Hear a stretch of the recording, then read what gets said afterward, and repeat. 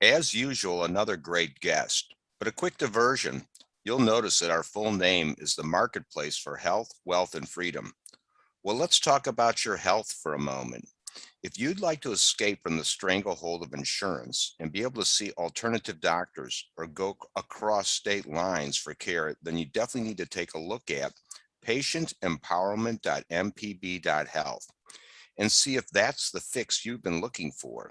Now, let's get back to the show. Welcome, folks, to Freedom Hub. I'm Charlie Froman, and for 3 years, former co-host Jeff Cantor and I have held webinars every single week, except for the holiday weeks every year. And stepping in as Jeff Cantor still recovers from sickness is Jim Graybeck. And Jim, I think on this auspicious February day, you have some words of wisdom, if I'm not incorrect. I do. Thank you, Charlie. Yeah, Dave, it's great what you're doing. You know, I went to graduated from the Newhouse School of Communications at Syracuse way back when. And we certainly learned about muckraking, about yellow journalism, and that infamous expression we all love to quote, if it bleeds, it leads. And what we're seeing today, though, I think, you know, in the mainstream media, every month, every week, I've just been blown away, thinking it can't get worse. I mean, I think that we need a new word almost to describe what's going on, but I suppose fake news will have to, you know, kind of cover us in the meantime. But it's pretty clear that these news outlets and a lot of the people have been captured, like the agencies. You know, for a minute, I got the Newhouse newsletter, alumni newsletter the other day, a magazine. And on the cover, it said, disinformation, the march against disinformation. And I thought for a second, oh, woo, you know, they see it, they got it. Of course, I opened it up and it's exactly fake news. So that was kind of disheartening for see what my school is doing. Anyway, but the good news is, of course, I'm seeing, as we all are, there's lots of efforts like yours, a lot of independent investigative journalism, a lot of bloggers and vloggers and people speaking out and really bringing the news to us, which is important. And we now see the credibility of the mainstream at an all-time low. So I think we've about reached a tipping point, maybe as Malcolm Gladwell would say. So thank you. Thank you for all that. I've got to add that spirit too, God, the universe, source, whatever you want to call it, always, I think, plays a role here. And I just wanted to point out a quick example. A couple of days back, Heather McDonald, if any of you know the comedian, she was doing a show and she was bragging how she just got, she's on stage. I just got both COVID shots. I got my booster. I got my flu shot. I got my shingle shot. And she said, and here I am. Jesus must love me. And then a second later, she just collapsed. She hit the floor and fractured her skull, actually. She passed out. So I guess the audience for a second thought it was funny. It was part of her act. It did look like it could be, but she actually did collapse. And it came right after that. And whether those vaccines were or not was the problem, I think there was a message there. You know, it was divine intervention giving us a little note. And as one of our associates, Freedom Hub associates, Jane Dolan said, she must have also had some pretty rough karma. So, okay, with that, back to you, Charlie. Thanks, Jim. And I'll add to what you just said. Our Homeland Security Department, that unconstitutional threat to liberty erected after the 2001 terrorism, just gave a call to target disinformation leaders, just as happened a few months ago with the Disinformation Dozen. And folks should check out Steve Kirsch's Substack, Kirsch, K-I-R-S-H, K-I-R-S-C-H, has probably the best Substack. He's a big Democrat donor who has, you know, woken up and no longer is part of their tribe, and he's a tech tycoon. And he gave his own recommendation on disinformation agents people should target. It was a hilarious list. Obviously, it's Fauci, Walensky, and Woodcock, and the folks behind the COVID narrative. Muckraking is an important topic. People should know their history. It's a century-old. Mark Twain, Theodore Dreiser, all kinds of fantastic journalists, H.L. Mencken, other experts, maybe even you, Jim, would have better examples. Garrett is one a lot of folks don't know. He's one of my favorites from the Depression era, from the old right, the Taft days. And when I was helping Gary Johnson run for president nationally, my Pennsylvania guy, Lou Jasikoff, decided to start a local paper, the Wilkes-Barre Gazette. And with the help of John D. Liberto, they targeted local corruption, which can be risky, I would imagine, because they know where you live and they may exact retribution if you hurt their gravy train. And I guess David joined that outfit in some capacity that he can explain, and give us the whole local mafia setup. And then he ran for school board, which a lot of folks have been doing lately here in Virginia and across the country.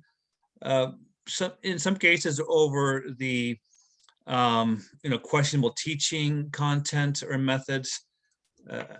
Personally, I would prefer it to be over the crimes against humanity, the masking of our kids. It's a crime against humanity. Masking is useless. All the studies show that, and affirmatively harmful. So he did that too. So David, welcome. Let's hear your story on local muckraking and then running for office to fix the local government. Sure. Thanks, Charles, and appreciate Jim's opening statement. It rings very true to what we're going to share with you here.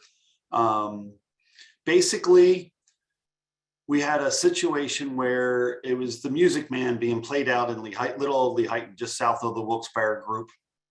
And they had 4 local elementary schools, a middle school, and a high school. And somebody came up with this idea, let's hock this town up that's almost out of debt, and let's let them borrow $100 million for 2,000 kids to be trained every year in the educational system. And let's burden this community with this huge debt, right? And they had this meeting. So we went to it and we found out that it was, as they would say on that other movie, it was dog shit wrapped in cat shit, right? It was just horrible. And the more you dug, the more it was a turd, as they say. And the more you scratched at it, the worse it stunk. So at that point, we took the study, this feasibility study, and we reviewed it. And we went to the newspaper and said, look, here's all the lies. We dug into it like a businessman would, right? This is a proposal. This is what we're going to do. Let's take a look at this. And after we did that feasibility study review and went to the local paper, they said, sure, Mr. Bradley, you're a business guy. Give us $1,000 and you can write an article for us in an ad. I said, no, I just want to do a letter to the editor. They're free, cheap. No, we're going to have to treat it as an ad, $1,000. And I'm like, holy smokes, I can't believe this. So they did. And a lot of people came out of the woodwork and said, great article, Mr. Bradley. Thank you very much, Mr. Bradley. Your analysis, your financial analysis of this situation was spot on.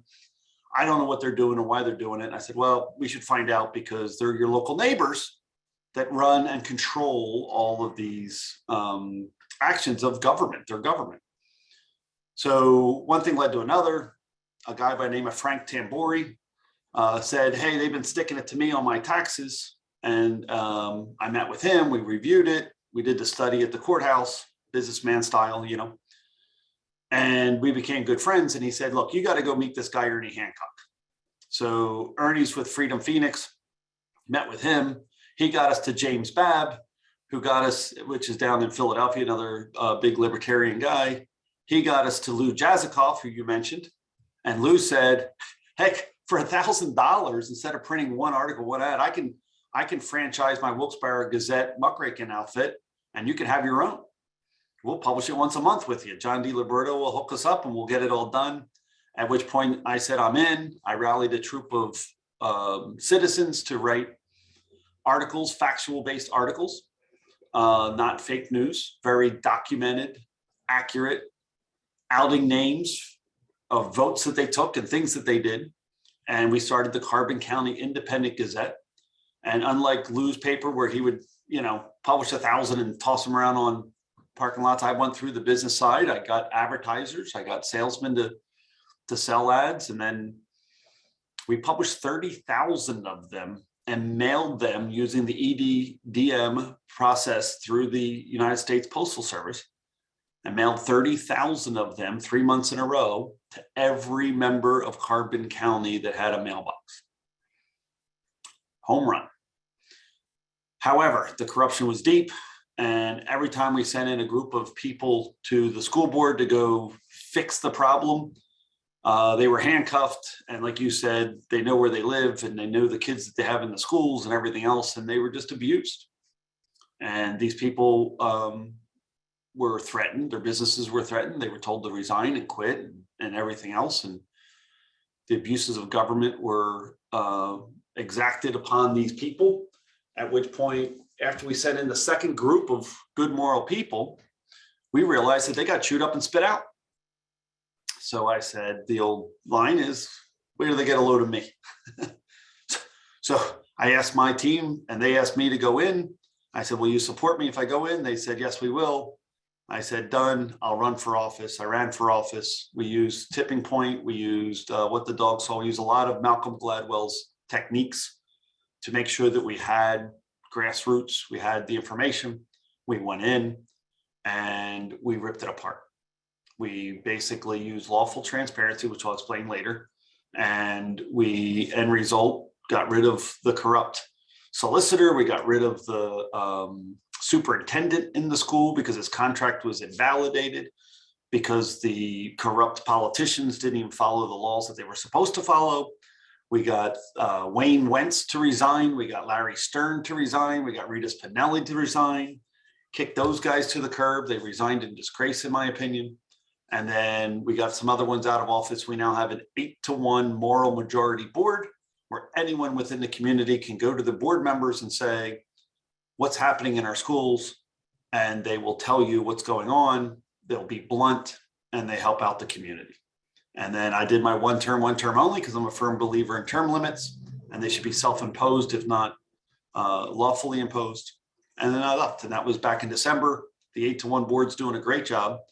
We've been going on radio stations and podcasts and things to try to help other people use lawful transparency.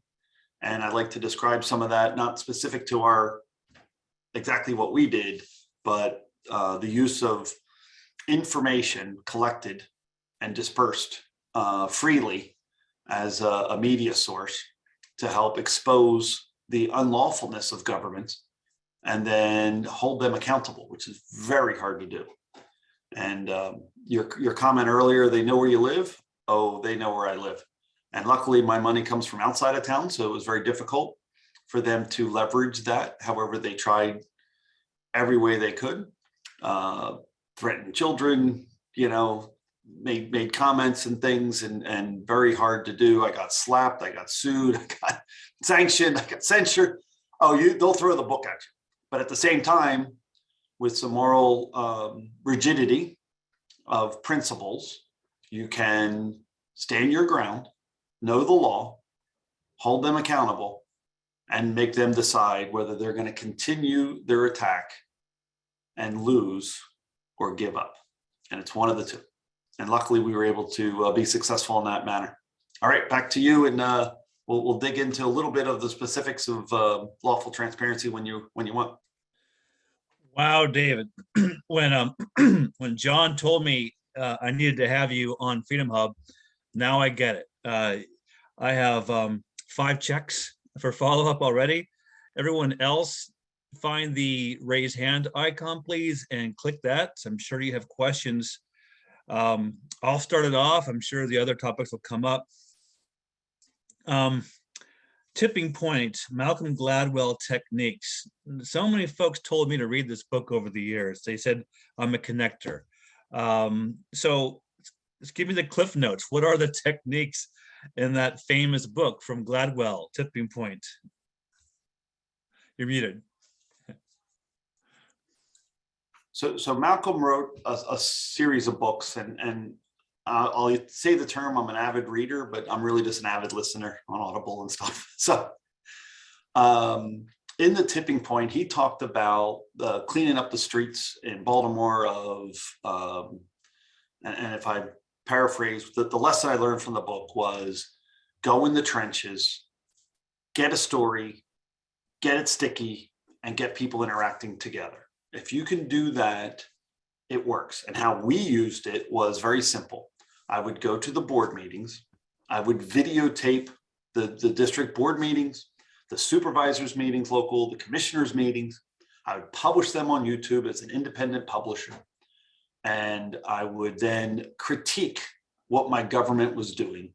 And then I'd walk into a standard area of gossip, whether it's a hairdresser or barbershop or grocery store clerk or Walmart packing clerk or auto repair store. And I'd ask the guy, did you see what they did last night at that board meeting? I can't believe they did that to us. I mean, you would think that the guy would care. I can't believe it. And then I'd walk away and let them figure it out. And then they'd have to look, they'd have to go find. I mean, that's a juicy bit of information. And under Tipping Point and some of the other things that Malcolm Gladwell discusses and Sid Hatha and some other books that I've read in my life and Atlas Shrugged and whatever, the reality is they look. And when they look, they find. And when they find, they have to justify. So since these people were elected from within the community, they have a great roots in the community, and most people give them the benefit of the doubt. The problem is they don't judge them.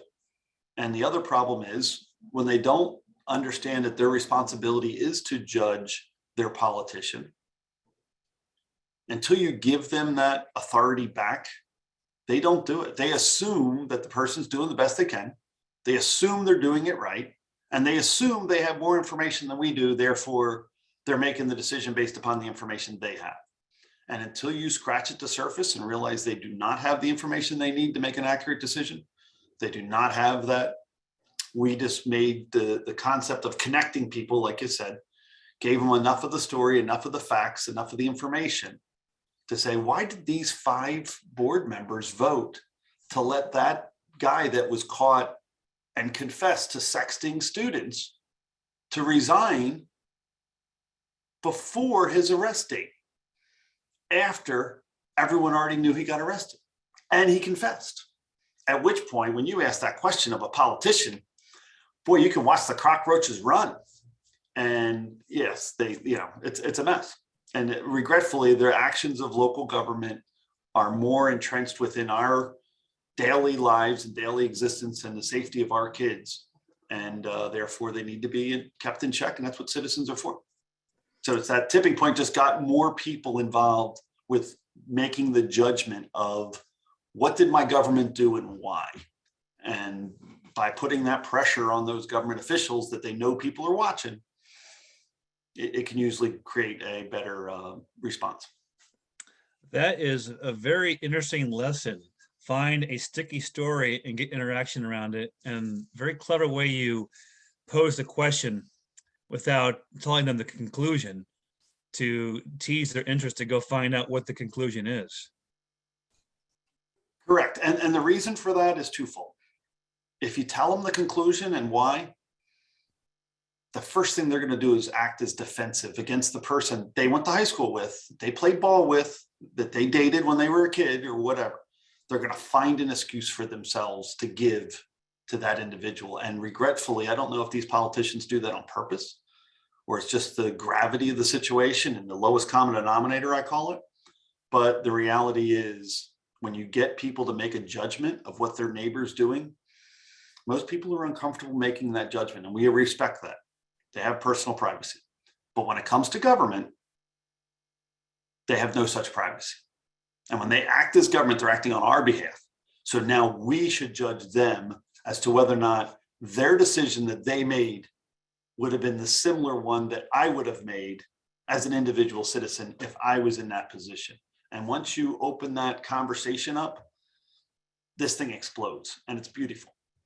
I mean, the newspaper was great, and we did that for a couple of years just to kind of get the traction. And then we weeded by using the paper with people elevated to say, I want to run for office and I want to fix this. And we sent them in, and the paper closed, and we did our thing. But they got chewed up and spit out, and it took 2 generations of that for us to fully define what was happening.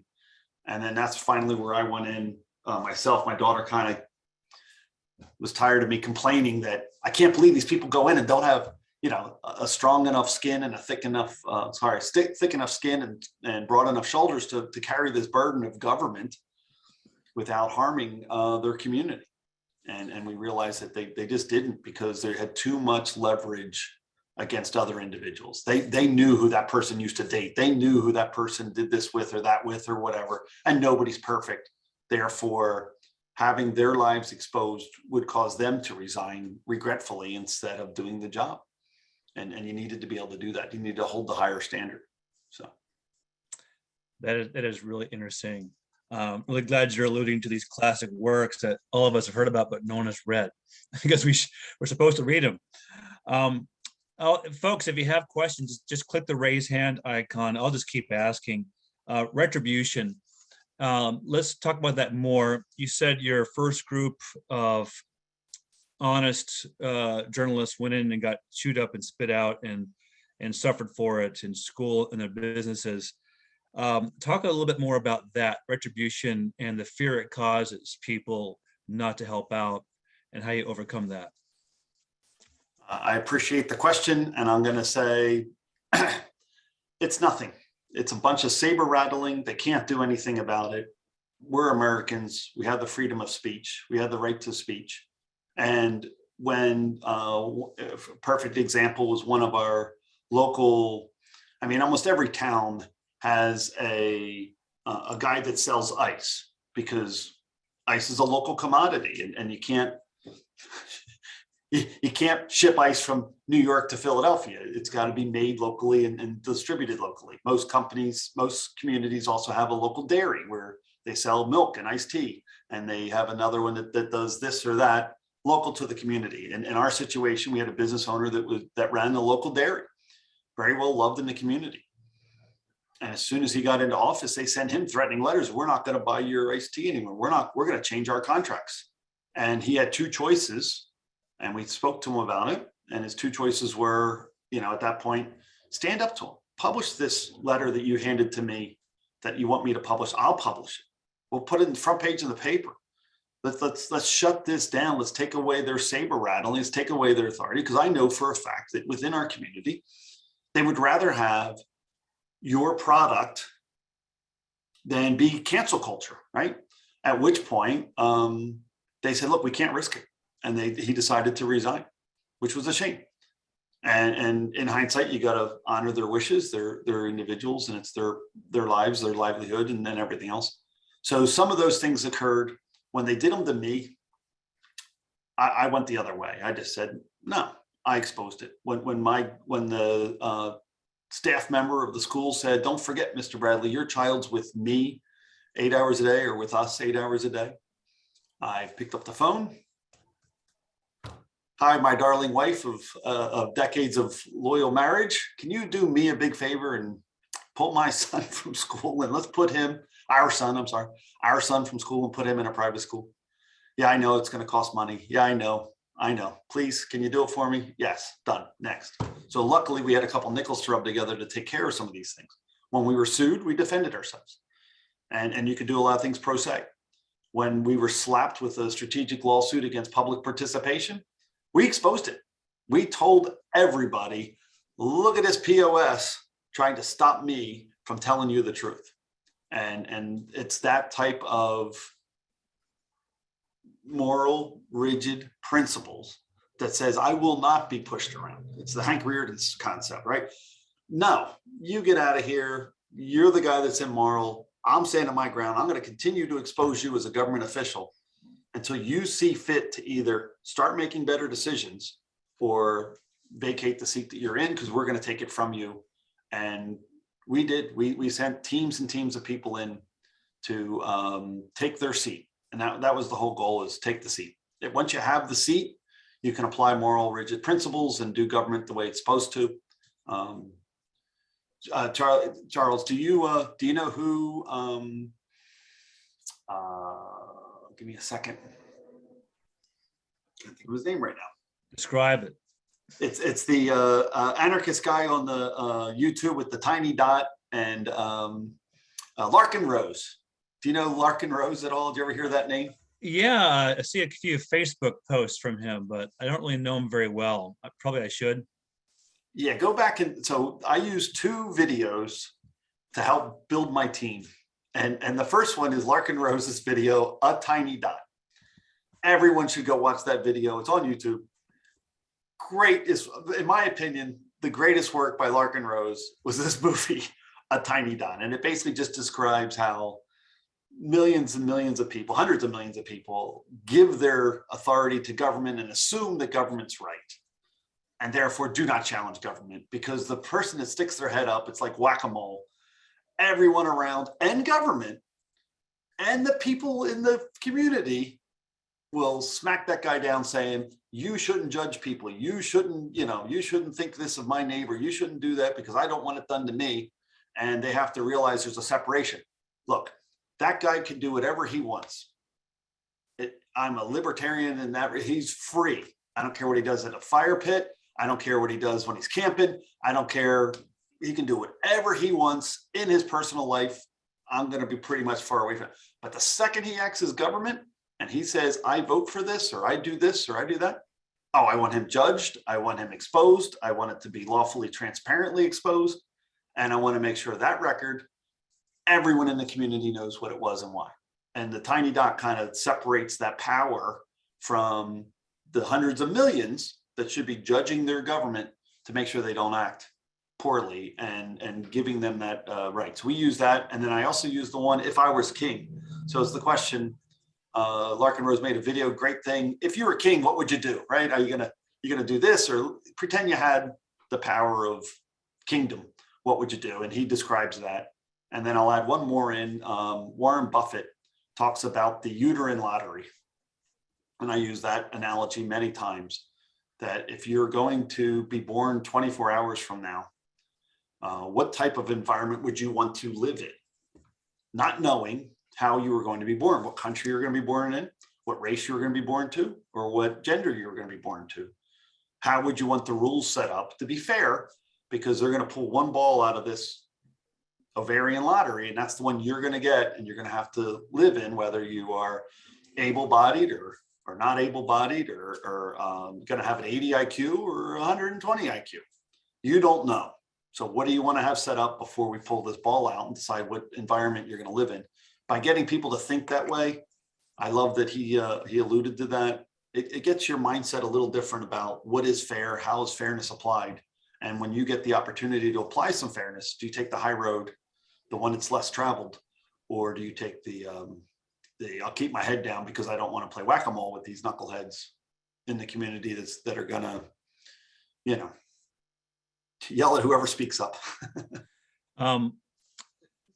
As Dr. Benz unmutes himself to ask us a question, let me leave a question with you also. Tipping point wise, do you think this tipping point has gone national or worldwide yet? People keep on saying with the truckers, with the Rasmussen poll showing a majority of folks now fear of vaccine injury or opposed to continued COVID mandates. Do you think we're at a tipping point humanity-wise, or are things still kind of dangerous right now for liberty? I think what they did to Joe Rogan is the edge of this tipping point. I mean, they did it back in my day when I was on the road listening to people on the radio. Was Howard Stern, right? He was the guy that was, talking the truth, right? And then you got Joe Rogan, who's just asking questions and smart people, and we want to find out why. So most definitely with the age of the internet, people are realizing that, hold on, where do I get my information from, and who should it come from? And can I apply critical thinking to the skill, and the fact that we don't really teach a lot of critical thinking within our schools. So it's hard to do. I don't know if we've reached that tipping point. I'm going to say we have not, because the world has been divided, and regretfully, it's not been divided in what I feel is the most critical way to do it, which would be divided in logical and reasonable and illogical and unreasonable. And that goes back to Atlas Shrugged. If you have logical and reasonable people, A equals A, make a logical, reasonable conclusions. We should be able to dig through all this mess very quickly. But as soon as you start applying politics and judgment and reinforcement and normal logical fallacies to the person's argument, and they don't even understand what fallacies they're being applied, the common road is that they have tons of logical fallacies that they never even knew that they had, cognitive bias, for instance. And therefore, the mass has not been educated that they need to think about how they do things first. And that's why I don't think we've hit the tipping point. You got a lot more people and they're getting there, but I don't believe we've gotten there. And the truckers were good. I love the truckers. It's great. And they finally said enough is enough. And I think a lot of people in the United States have said that with their work habits and things, but regretfully, you can't print trillions of dollars and not have, I mean, logically, that's got to come to an end, right? Somewhere. Dr. Benz. Yes, thanks, Charlie. I think that was a great example, a great case study. I think that we get the government we deserve. I think somebody said that once.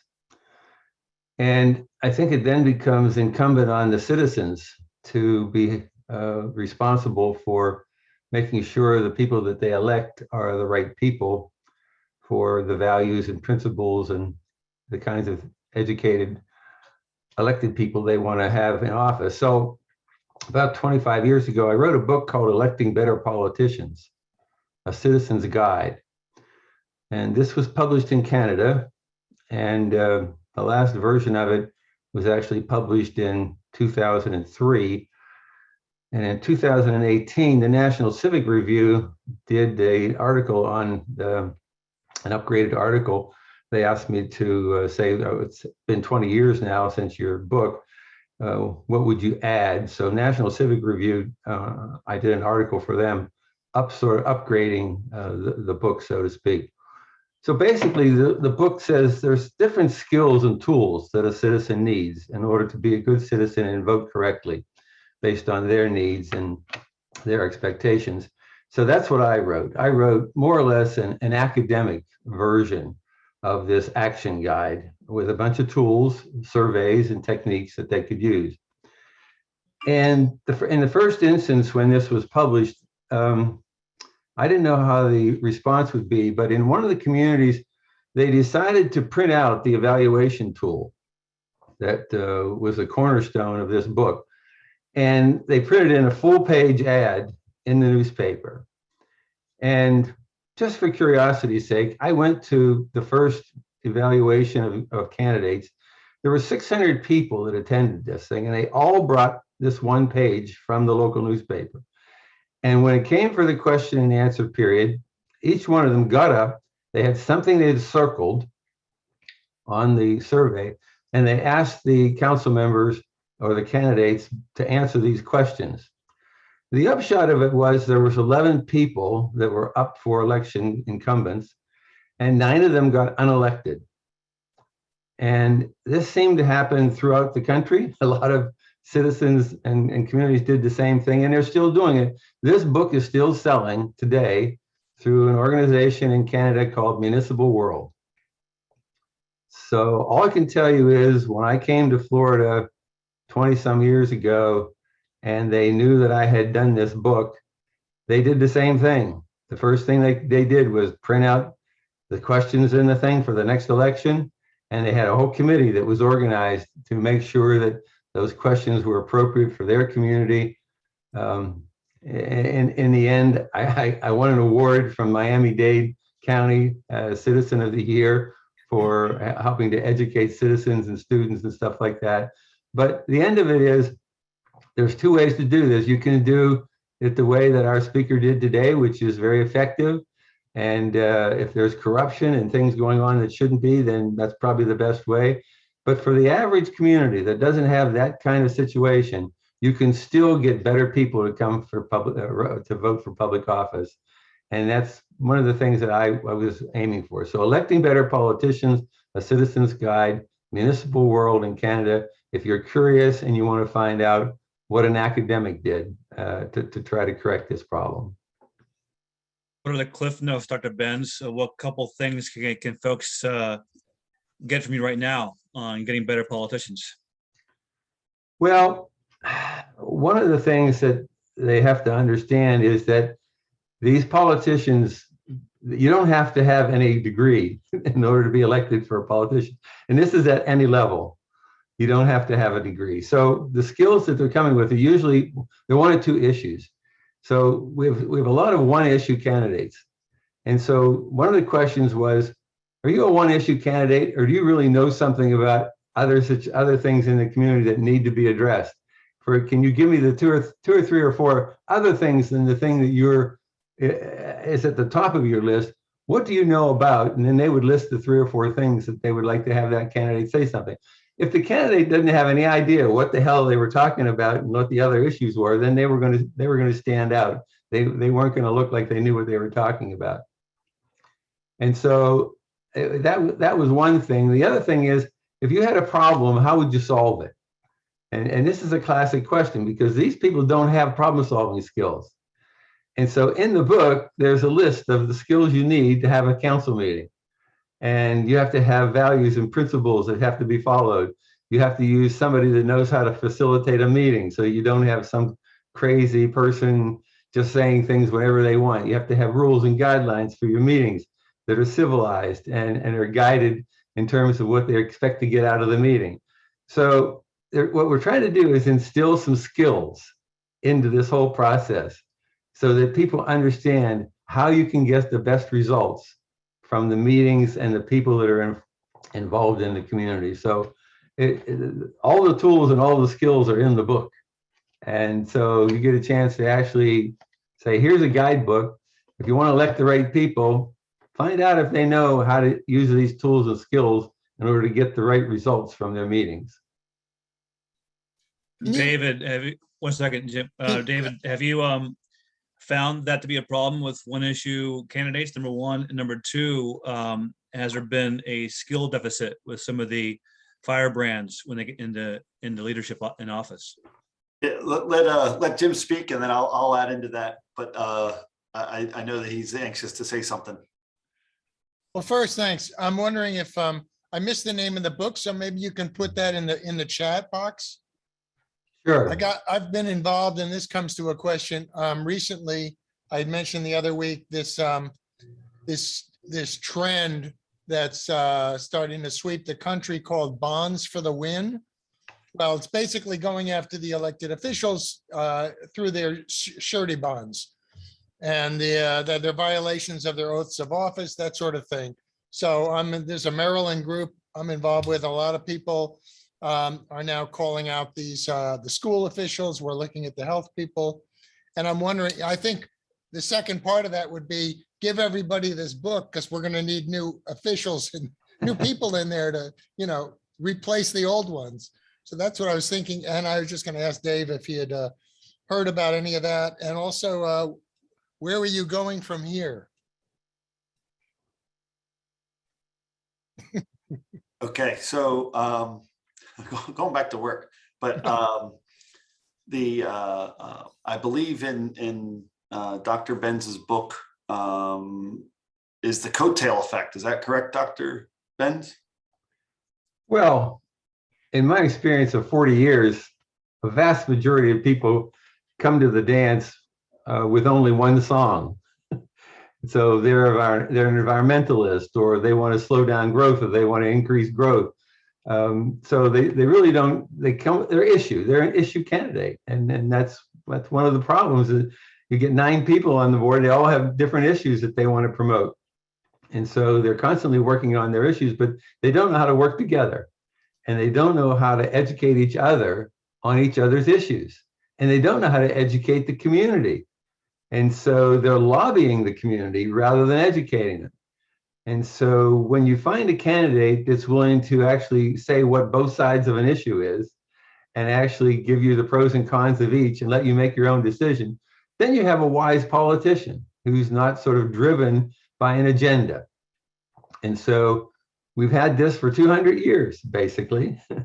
And in the beginning, they used to have community meetings, and they would have a discussion about it. And then everybody in the community would raise their hand and say whether they were in favor of it or not. And that was just the way the system worked in the early days. And then it got political, and then things started to change, and then politics started to become a power play, and then money became involved, and lobbying and trying to get power to make decisions. So the whole system has been distorted so incredibly over the last 22 years, over the last 200 years, that we've lost the essence of the elected body and the elected body's purpose. And so that's what the book was trying to do.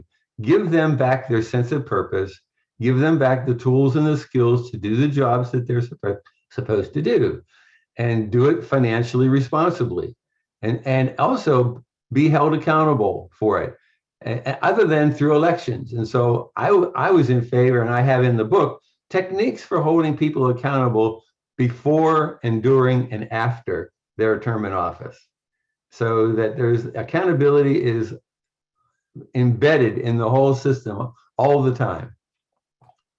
So it's a book of about 130 pages with a lot of tools and techniques and strategies in it. And so you can take the book and you can take any community and you can use it anywhere in the world. There's just, there's no limitations to where this book can be used, because it's such a basic scenario and guidebook for how to do citizenship correctly. And I'm going to completely agree. I'm going to add it to my list, and I'll buy that book in a second, because regretfully, we had to relearn all that in our community. So not only, and I was a 2-item candidate. I wanted to protect the students and save the community. And the method in which to protect the students was to have that town hall meeting. What's going on in our schools? How do we get it fixed? And as a representative government, our goal is to listen to the people first. We work for them. They should be lobbying their government as to what to do more than the lobbyists do, which is what happens in that Princeton study, if you've seen the corruption's legal in America thing. So lobbying those people was important. But then you also had to recognize that even if the majority of people want to sacrifice a virgin to make the crops grow, as government official, you don't have that within your lawful authority. Therefore, you need to educate the people that as representative, you have an oath of office. You have rules that are rules of the game that need to be applied. You have a certain amount of limited power. And it's when they exceeded that power, either by lawfully breaking the law, right? I mean, literally opposing the power, or pretending they're naive and didn't know what their lawful authority was, or by complacency that no one's going to hold me accountable. Back to James's point. Oh, most definitely, James, take them right to court every time. Just file a paperwork. It's $100-some. Dear judge, this politician just exceeded his lawful authority. I want you to stop him, hold them accountable, and use those techniques to do it. Now, the reality is our court system should be using the district attorney to file these things. We should be able to go to the DA and say, get this done. Regretfully, they do not. You got to do private lawful complaints. You got to do your own thing. It costs money and time. We learned how to do these things very effectively. And I took these guys to court over and over their lack of compliance to the law, over their honoring their oath. And it was that exposure using lawful transparency to let everybody know that this guy's a cheater when he's acting as government, that it wasn't me saying it that then I get demonized and whack-a-mole, but the whole community knows. And then they get to ask their neighbor, did you really do this? Dave said that this was the case. Is this what happened? And when that pressure gets in, you can hold people accountable, but regretfully, and I'll read your book instantly because it's going to be helpful. It takes a really long time once they're in power to hold them accountable, because the system is systematically broken in that regard. They are channels of lobbyists, and the people's opinion doesn't matter, and it hurts the system. And regretfully, there's very little accountability that if they're going to go past go and take their $200, that's fine. But if they're going to take it before then, or say it doesn't count to me, or I don't need to follow that law, and there's nobody there, there's no higher authority to hold them accountable to, and only in the election booth, you get entrenchment, and it sucks. Sorry, go ahead. Yeah, no, I agree with all of that. The system has gotten out of control, so there have to be some dramatic changes done. I don't know whether public funding is the way to do it. I don't know whether limits on funding is the way to do it. I think more transparency in the funding would be a good start. But as an example, if you're a citizen and you have the opportunity to ask a question, asking questions is always a lot better than making statements. And I would even say that that applies to politicians. And a good example might have been when Senator Paul had the opportunity to ask Fauci some questions, and he dropped the ball. I can just tell you, I listened to the whole presentation, and there were 4 or 5 questions that he could have asked Dr. Fauci that would have put him in the hot seat, embarrassed him, and made him look like a fool. But he did not ask the questions. And so that's the problem with his advisors and those people around him who didn't prepare him for that opportunity. And that was a golden opportunity. It would have been broadcast to millions and millions of people all over the country. And we could have had the question about, have you ever said anything about natural immunity, or have you ever talked about how to measure the immune system? Or why aren't you recommending that people take vitamin C or D because you do? And why don't you tell people that eating vegetables is better than eating the crap that you're eating, because that's where you get your immune system from? These are all questions as a medical doctor that he should have known and should have been able to ask, and he did not. Doctor, I completely agree. And not only that, so educating the community is a monumental task. And I love the fact that you wrote a book about it. So maybe we can distribute that and make sure other people get the book, right? Yeah, I think it might be time to write a new version of it because we've learned a lot in the last 20 years. And I just never got around to it because no one came to me and said, we need a new version of the book, because the book stands by itself as a pretty good example of what to do fundamentally. And I think some of your tactics and techniques might be added on to a book like that to say, look, if you don't get them to be elected in the right way and they're not held accountable, then maybe we do need to take this other action to hold them accountable in the courts and wherever they need to be held accountable. So I wouldn't disagree with that at all. Those are legitimate techniques and tactics. So yeah, maybe there's an opportunity to do another version of the book, updating the one that I've done, and then adding a lot of things that other people have done that might be valuable to a book in this particular situation. So I think that's a good idea. Yeah, so the 2 things I'd like you to add that chapter is when I teach flying sailplanes, we use a decision-making process called SOAR, S-O-A-R, right? You define the situation, you look at the options, you take an action, and then you reevaluate whether that action got you the end result to that goal. And it's pretty standard business practice, and there's a lot of acronyms to do it. But once we taught that to the other board members and say, look, we're all responsible to make these decisions, we should know all these options. We should ask our community members that we work for to give us some of the options that they might have to evaluate. And if it's sacrificing a virgin to make the crops grow, yeah, you throw that one out and we get it. But at the same time, you should listen to all of them and find out, because that's who we represent. And then on the other side of that same puzzle of rewriting that book, when they show up to the podium we want to make sure everyone understands, and this is an important part to your constituency in the world here. But when you show up to the podium, you're a lobbyist. The same way the guy that wants you to change the insurance company or change the who buys your natural gas or whatever, you're a lobbyist. You're an individual lobbyist. They have to listen to you, but they don't have to do anything, and they're not held accountable. To change your authority from being a lobbyist to being an activist, you can change how you ask the question. So if you stand at a podium and you ask a question, they don't have to answer, but they have to listen. But if you write that question down and you send it to that government agent under a Freedom of Information Act or a right to know request, and you collect the data, the facts that you need to make a better decision, and then you could hold them accountable. How come if I asked for a copy of the budget that you're trying to pass right now, my right to know, my legally obligated government contract that I can go to court and hold accountable, that you had to give it to me within 5 days of when I asked you for it or explain why. And when they told me that the budget didn't exist yet, and you're here tonight to pass that budget, means you don't have it either, or you lied here. So you can hold them accountable using that right to know process. And that way you are showing up with facts. And like you said, the term embarrassment is part of it. There should be some shame.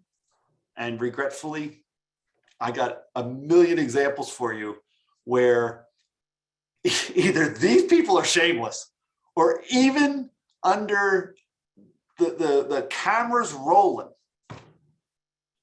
and I'll watch a politician try to use eminent domain to take a person's property for not cutting the grass because they have an ordinance against it. And it's just arrogance, and they have no shame. And I think it's a means of frustration. They elected the wrong person. They don't have the right temperament. They don't understand that they're supposed to solve problems. And if the guy's not cutting the grass, maybe he's old, maybe he's sick, maybe you should go cut it for him. Maybe you should cut it and send him a bill. There's a million ways to do it without taking his property. But the wrong guy in office leans over to the wrong guy as a solicitor and says, hey, I want to take his property. And then the solicitor, and we have this on video, and the solicitor says, look, you can't take his property for not cutting the grass. That's the right solicitor. And the right politician listened to that solicitor, which is good. But you can easily see how slippery that slope is if that politician looks over to that solicitor and says, looks like we're going to need a park. At which point you recognize how power is corrupted instantly. So there's a conversation about electing people by lottery, which I'm not really a big supporter of, but it is pretty funny that if you had that kind of a term limit and forced everybody to take this responsibility on, they recognize what the responsibility of this politician is and how it's supposed to work. Because most of these guys that get elected to office with their one-hit wonder of why they want to do it, don't even know what the rules of the game that they're supposed to be playing by is. They don't understand the concept of the civics of the situation, that you're elected, you have to follow these rules. This is your oath of office. This guy can give you advice, but you can't just blindly follow it. You can't blindly trust your person. You have to actually use either information to verify and justify what's taking place, and then tell the people what you made the decision is why, so they get to reevaluate you, not just your reevaluation of what decision you made, so you can improve the process. And then when you leave office, all of the information you collected is not yours. It is the embodiment of that organization. They should be keeping it so that the next guy comes in has the experience of 50 years of this corporation, this company, that this government agency that's been taxing and spending things, so that they know and they can make better decisions. It's that restarting of the wheel constantly that has stuck government in the mire of corruption and waste and everything else, because they don't make good decisions. And those chapters would be awesome to add to your book if you can. Well, thank you, David. We have run out of time. It's amazing how the hours always go by each week. If you want to just say how folks can reach you, and how we just a final comment, how we can help the press do their job and elect better folks, and then we'll say goodbye. Well, the only thing I'm not very big on the social media side. The only thing we have is a YouTube page that says "Tired of Lies" and then our zip code 18235, where we literally just had everyone in the community use a handy cam. Here's the handy cam, here's the tripod, give it to me when you're done. And whoever can make it to that meeting videotapes it and puts it up online. And then people can make commentary afterwards. As far as fixing the system, write letters to the editor, do right to knows, find where your government has broken the law and put it in front of a judge and make that judge apply lawful transparency and justice under the law to see what their judgment is. And by holding them accountable very quickly, if they don't make good decisions, their bonds will be pulled and they have to leave. I mean, they just can't do the job anymore if it's going to be their house on the line. So, and if we can get a hold of Dr. Benz, I'd appreciate it. I love the idea of his book. I'll get 100 copies or whatever and start handing them out. If there's a PDF of that we can do, I don't want to disrupt his copyright, but however that mechanism works, that we can make that book more prolifically shared, I think that you'll see great value in it to all of our community, local governments. So what about your wealth? If your money could actually talk to you, would you listen to it? Well, with the DNA Network Academy, your money actually can talk to you. And it's going to tell you just what it told this client. This family had over 24 debts, mortgages, car loans, the works. They were on track to take 20 years to pay it all off and instead did it in 8.5. Plus, they did it without refinancing, making more money, or even changing their lifestyle. So find out for yourself with a free analysis that is completely confidential. No personal information, no social security numbers, no credit checks, none of that nonsense. But what is exciting is that the outcome of that report you receive is a guaranteed outcome for you. To get that report, head on over to bit.ly/debt to wealth. You will arrive at this simple form. Fill it in as simple as lender number 1 and credit card number 2. What really matters is the accuracy of your numbers. You'll be able to see that if instead of 20 years or whatever your number is, that you may actually be out of debt and on your way to wealth in as little as 6.3 years like this client.